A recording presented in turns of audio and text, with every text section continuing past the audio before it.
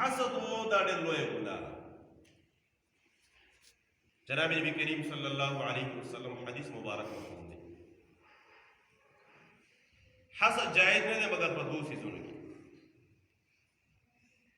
یو سړی دی د هغه بچی دی، مثال طور باندې د هغه علم کله الله رب العالمین ورته ښایسته ښکلی علم الله ورکړی دی، او تا دا وایي چې یا الله چې دا نوجوان چې کوم دی د پلانکي سړي دا بچی چې کوم دی تقوادار هم دی عالم هم دی، یا الله داسې بچی ما ته م راکړې.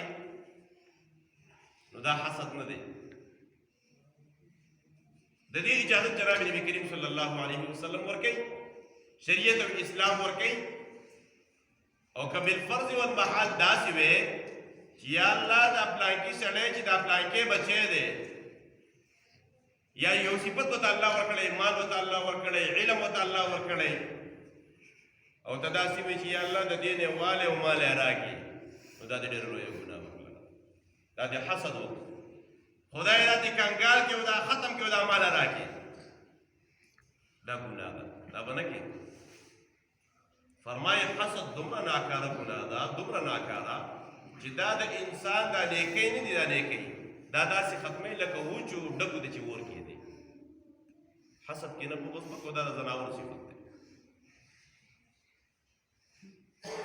یا یو سړي ته رب العالمین مال ورکړی دی او ته دا وایي چې یا الله چې دې پلانکي کس ته دا مال دا ورکړی دی او د مال سره سخاوت دې هم ورکړی دی، او دا د الله رب العالمین په لار کې مال خرچه کوي، او دا تمنا تا وکړل چې یا الله داسې مال ما ته م راکړې لکه څنګه چې پلانکي کس ته تا ورکړی دی او ستا په لار کې په غریبانو باندې چې کوم دی مال تقسیموي. زما یې د خوندو شاید چې رب العالمین په دې نیت هم تا ته الله اجر د کم دا نیت جذبه چې کومه تا اظهار وکړو رب العالمین په دې هم تعالی اجر درکوي. نو دا حسد نه دی، د دې اجازه شریعت او اسلام ورکوي. او که داسې دې ووې چې یا الله د دې نه دا مال والې او دا دې ما ته راوړې، نو دا زما یې د خوندو حسد او کینه او بغض دی، دا شریعت د دې اجازت نه ورکوي، دا ډېره لویه ګناه ده. زما یې د خوندو حسد چې کوم دی نو دا داسې ګناه ده چې دا اولنۍ ګناه په اسمان باندې شوې ده.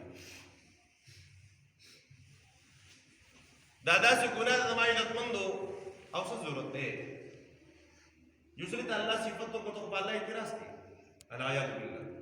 یو سړي ته رب العالمین مال ورکړو، حلال مال ورته الله ورکړو، الله ورکړی. چا ورکړی دی؟ الله ورکړی، تا خو نه دی ورکړی. او ته د هغې سره حسد او کینه او بغض کوې، نو دا خو ظاهره خبره ته د الله په بادشاهۍ او د الله په کارونو باندې اعتراض کوي. دې کې ستا څه کار دی؟ دې وجه باندې زما یې د خوندو د دې نه پناه غوښتلی شوې ده. ورپسې صورت کې چې کوم دی